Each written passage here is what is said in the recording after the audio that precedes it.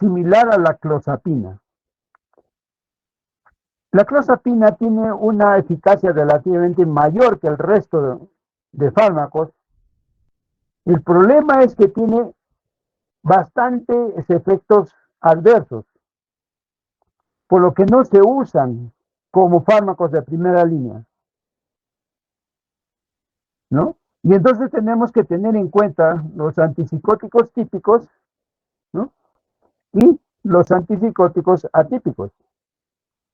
Ellos tienen un distinto mecanismo de acción. En los típicos, ¿no?, bloquean casi exclusivamente los receptores de 2.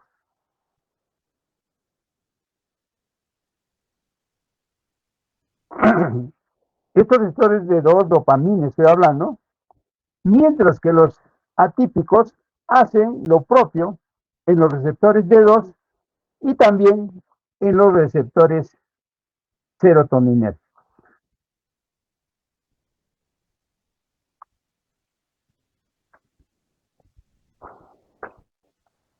¿No? A la cabeza podemos mencionar a la 5-hidroxivitamina 2A. Asimismo, pueden bloquear otro tipo de receptores. Por eso es que debemos entender que cada fármaco es específico, como antipsicótico atípico, ¿no? Entonces podemos tener a pacientes, ¿no?, de alta potencia, fármacos de alta potencia, pacientes psicóticos, y los de baja potencia.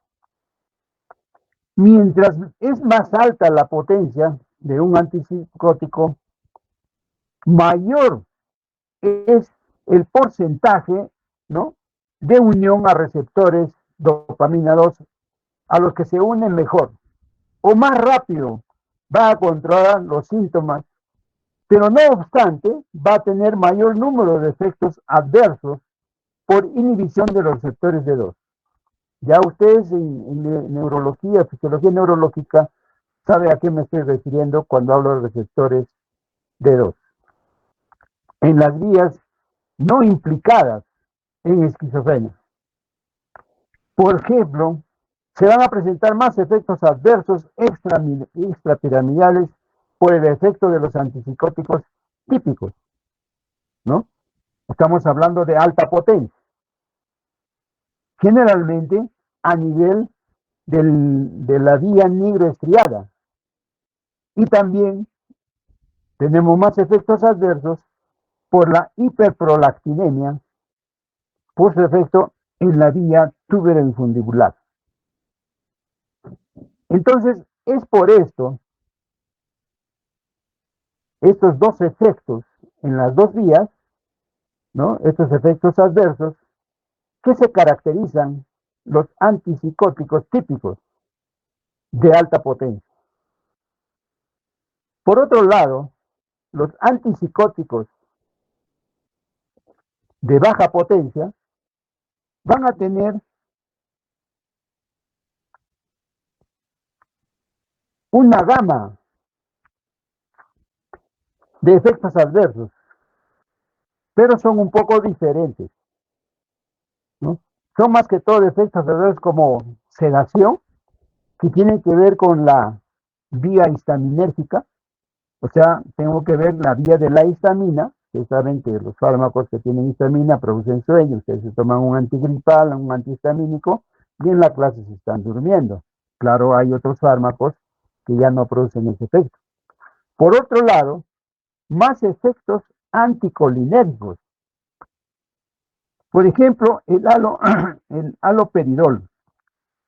Si nosotros hablamos del haloperidol, este fármaco es uno de los primeros antipsicóticos sintetizados y es utilizado hasta la fecha para tratar algunas emergencias psicóticas. Unas emergencias psicóticas pero agudas que presenta el paciente. Por otro lado, los de baja potencia en la clorpromacina, ¿no?, que es la más antigua de esta lista, ¿no?, ha sido primero sintetizada, ¿no?, en pacientes con psicosis. Estos pacientes pueden empezarse con tratamientos de clorpromazina, ¿no?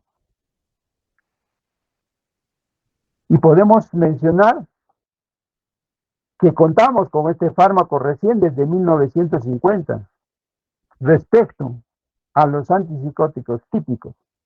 Cada uno de ellos es un mundo nuevo. Tienen un distinto perfil de efectos adversos que debemos conocer. Si hablamos de antipsicóticos atípicos, la quetiapina es el fármaco más seguro de los antipsicóticos atípicos. Es el que tiene menor incidencia de efectos adversos extrapiramidales. No obstante, debemos considerar la incidencia sobre el síndrome metabólico con efectos adversos, especialmente con la risperidona.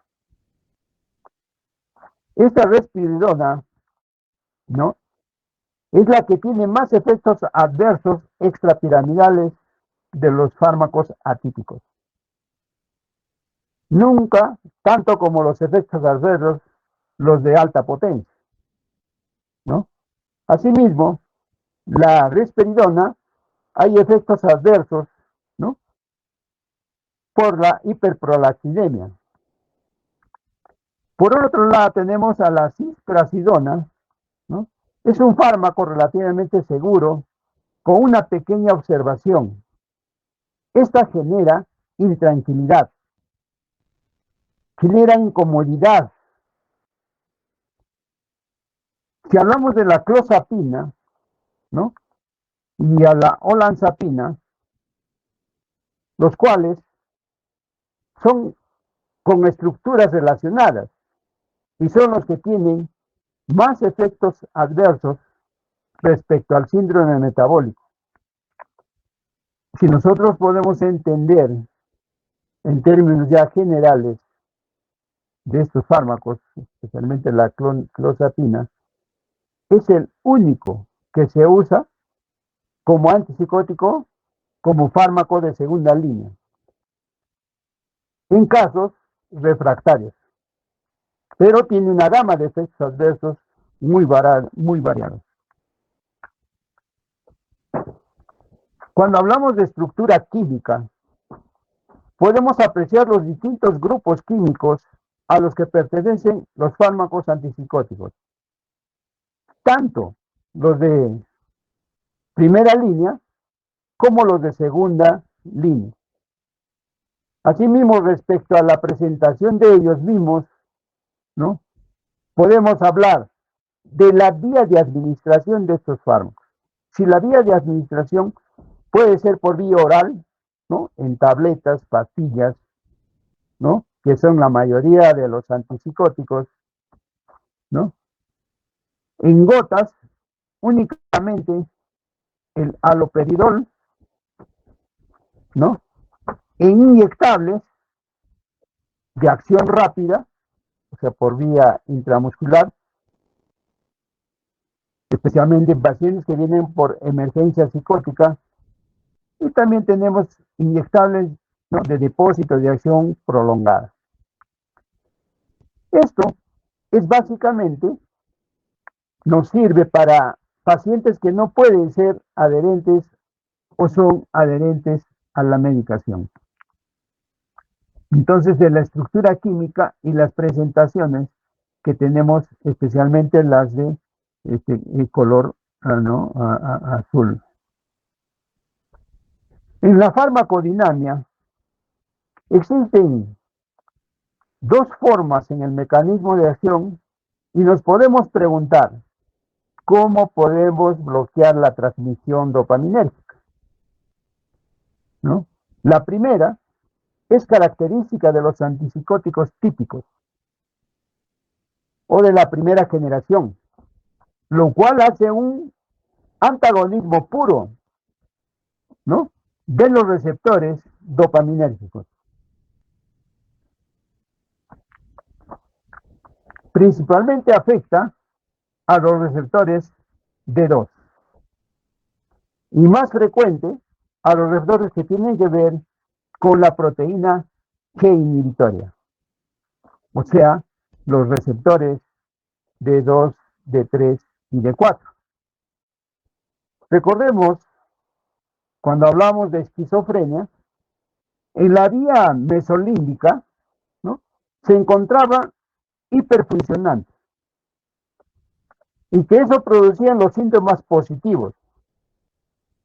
Entonces, si nosotros aplicamos fármacos antipsicóticos y bloqueamos esta vía, vamos a producir una reducción de los síntomas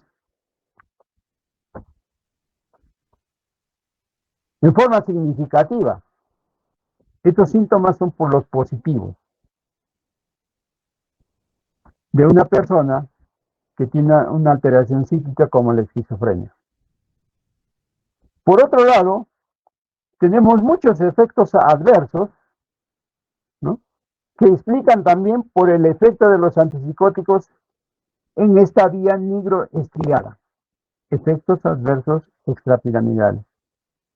Y en la vía túbero-infundibular, como son efectos relacionados, ¿no?, con la hiperprolactinemia, estos ya han sido explicados anteriormente, o ya se ha aplicado en fisiología, ¿no? Se habla sobre que la dopamina viaja a través del sistema porto-hipofisiario para inhibir la producción de prolactina en las células especialidades de la adenohipófisis. ¿Mm? Los antipsicóticos no tienen efecto, o tienen un poco efecto muy débil, escaso, sobre los síntomas negativos que se producen en la zona mesocortical.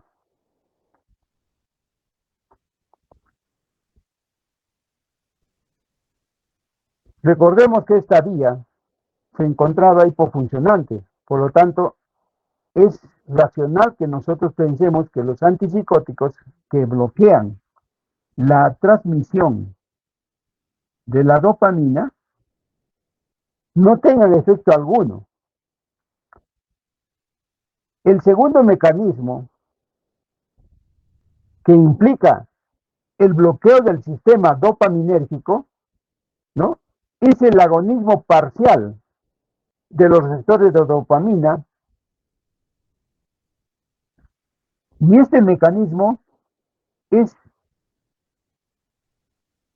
la aripiprazol, ¿no?, que son 2 o 3 fármacos que no son muy usados en la práctica y se caracteriza por ser modulador y estabilizador de la dopamina. Me explico. Donde las zonas que tienen un exceso de dopamina va a actuar como un antagonista, así como el efecto primero. Mientras que si tú tienes otras zonas, reducción de la dopamina, por ejemplo en la zona mesocortical, va a actuar como un agonista parcial, es decir, va a favorecer o estimular de manera que va a buscar regular a niveles normales la transmisión dopaminérgica. Y esto va a ser posible por el aripiprazol, que estos van a tener un mayor efecto que los antipsicóticos típicos, ¿no? Y por lo tanto van a controlar los síntomas negativos. También es mucho, o falta mucho que estudiar en este campo. Otro mecanismo de acción es el bloqueo de los receptores serotoninérgicos. Esto ya es exclusivamente de los antipsicóticos de segunda generación. El principal receptor que bloquea, como hemos mencionado anteriormente, es la 5-hidroxitritamina 2A. Mientras que también puede haber otros receptores serotoninérgicos implicados. Hablemos de algunas consideraciones adicionales, ¿no?, a los antipsicóticos de primera generación. Hemos hablado de receptores dopamina 2, cuando bloquean estos receptores de dopamina.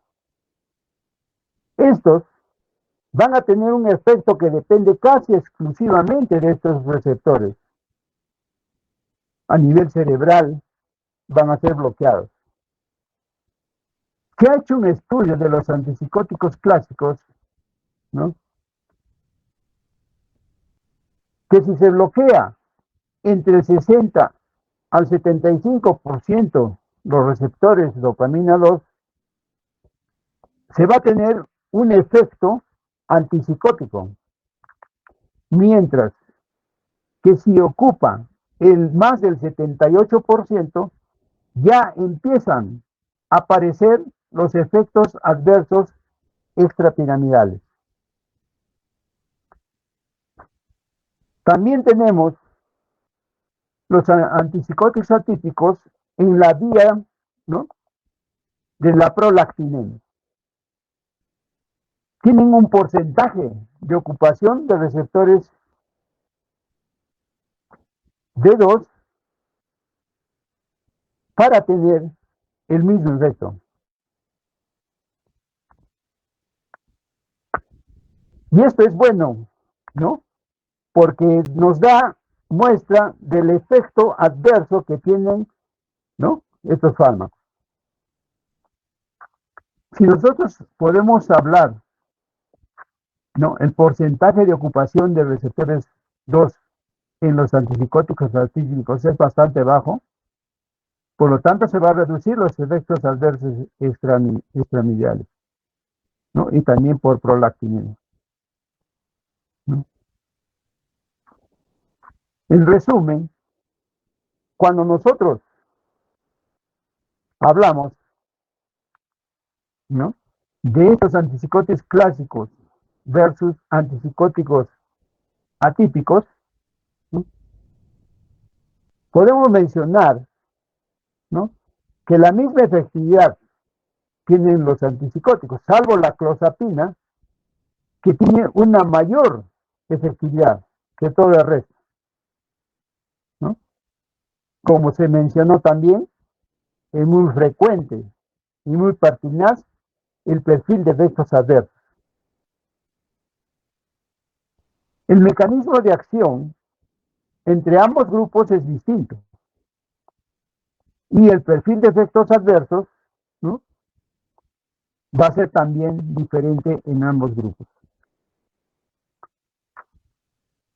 En esta diapositiva nos permite estudiar la ocupación de los efectos o también el desarrollo de efectos adversos extrapiramidales. O también la eficacia antipsicótica, que nosotros hablamos que pasan del 60% hasta el 80%. Entonces tenemos una segura eficacia en este campo, una eficacia antipsicótica, mientras que los fármacos que pasan el 80% de ocupación de los receptores dopamina 2 a nivel cerebral ya van a desarrollar efectos adversos extrapiramidales, que son muy incómodos, que se presentan en el paciente.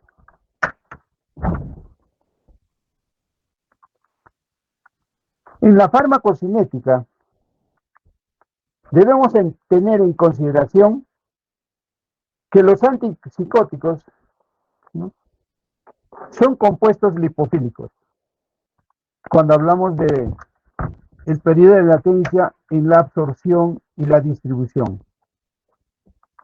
Asimismo, cuando son consumidos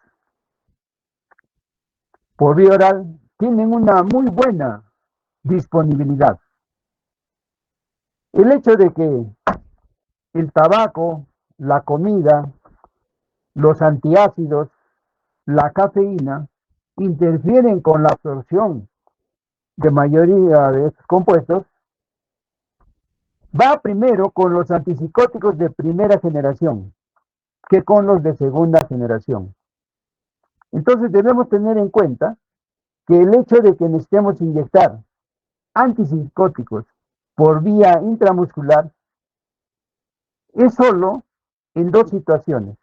Cuando nosotros queremos más rapidez que el fármaco llegue al plasma, ¿no? Quiere decir que la absorción se produzca a una velocidad, ¿no? Y también la distribución, cuando hablamos de periodo de latencia. Y entonces así podemos hablar que cuando no hay cómo darle el medicamento al paciente por vía oral en una emergencia.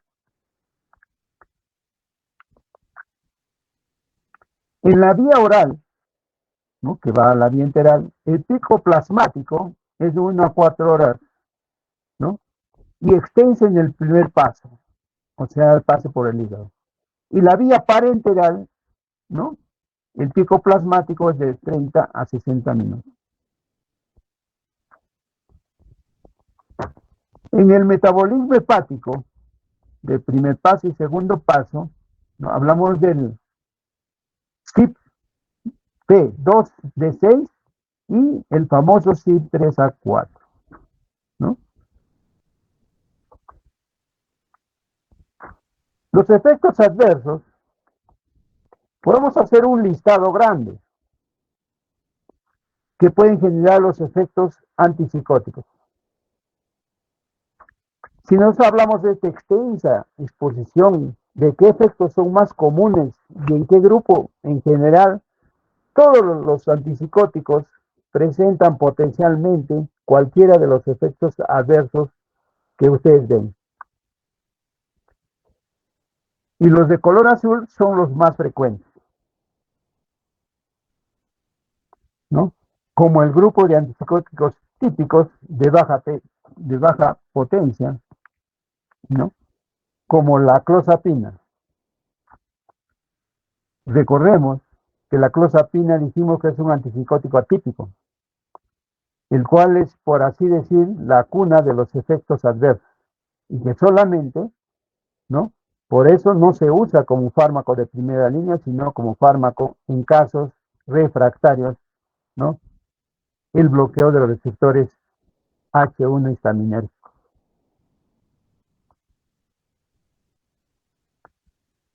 Sedación, incremento del apetito.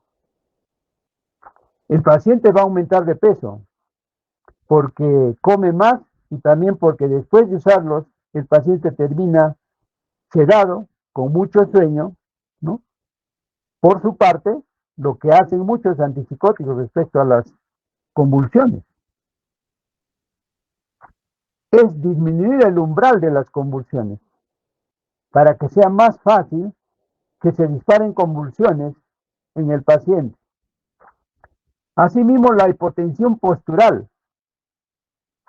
es porque están los receptores alfa-adrenérgicos bloqueados por algunos antipsicóticos. Asimismo, los efectos anticolinérgicos son, en términos generales, ¿no?, esos efectos de visión borrosa, constipación, retención urinaria, ¿no?, en los bloqueos receptores M1, muscarínicos tipo 1, colinérgicos, ¿no?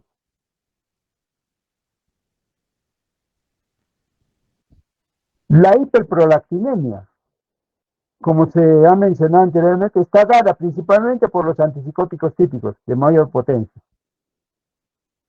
También la risperidona en la hiperprolactinemia.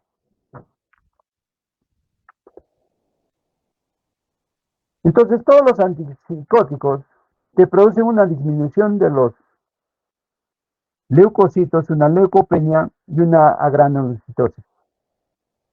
La granulocitosis, ¿no? En donde los neutrófilos están muy bajos, ¿no? Y mucho riesgo, o sea, hay un severo potencial mortal de infecciones.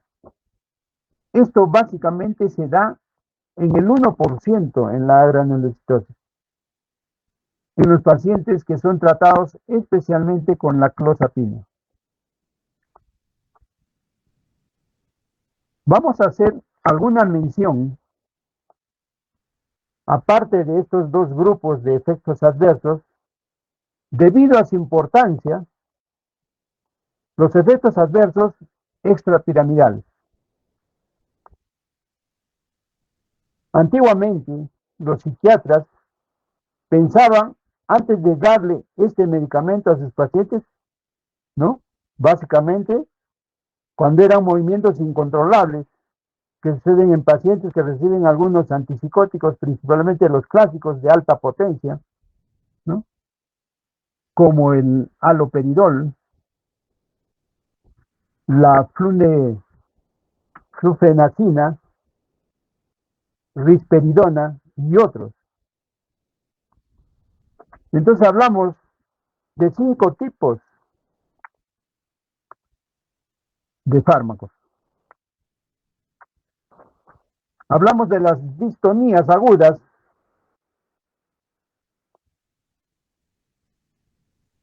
cuando horas después de haberle administrado el fármaco al paciente, algunos músculos o grupos musculares del paciente se quedan rígidos en una posición exacta. Por ejemplo, es clásico el ejemplo de un paciente con la lengua levantada que se queda rígido, y ahí una buena cantidad de tiempo. También hablamos del parkinsonismo farmacológico. Básicamente son síntomas parecidos al Parkinson, los cuales pueden agruparse, ¿no? En temblor, ¿no? Esta mnemotecnia del TRAP, temblor, rigidez, ariacinesia, bradicinesia, ¿no? Que son movimientos lentos, y también la inestabilidad postural. El paciente, al adoptar posturas, ¿no?, diferentes al caminar, se encuentra más inestable o tiende a la caída. Cuando hablamos de acaticia, es básicamente una intranquilidad tremenda en algunos grupos musculares del paciente. El paciente siente esta intranquilidad insoportable. El síndrome neuroléptico maligno es una de las complicaciones más mortales del uso de antipsicóticos. Se caracteriza por hipertermia. El paciente tiene temperaturas altas, ¿no?, movimientos exagerados. Es como se explica para los otros tipos de efectos extrapiramidales, y asimismo muestra inestabilidad en las funciones vitales. Entonces tiene muy alta mortalidad. Las distonías o disquinesias tardías son básicamente movimientos involuntarios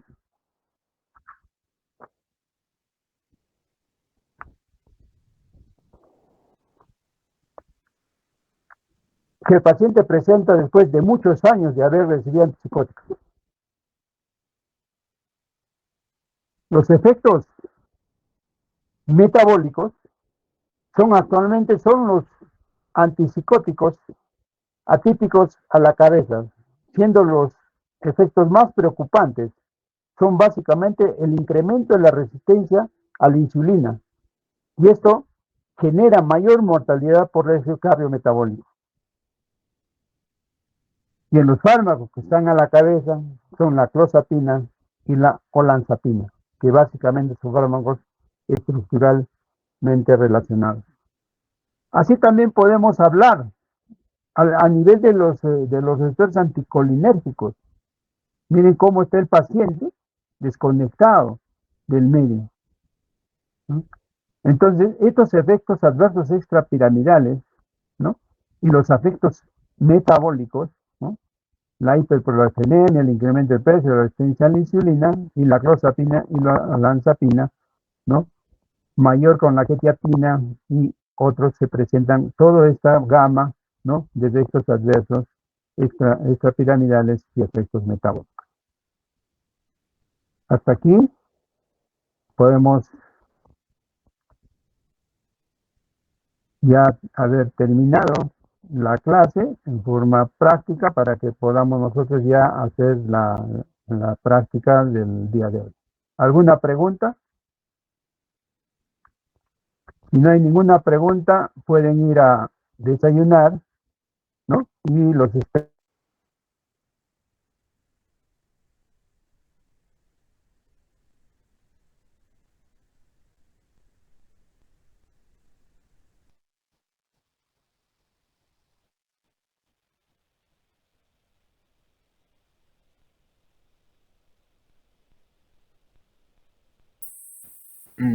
Buen día, compañeros. Ya pueden salir de la reunión, ya terminó la clase.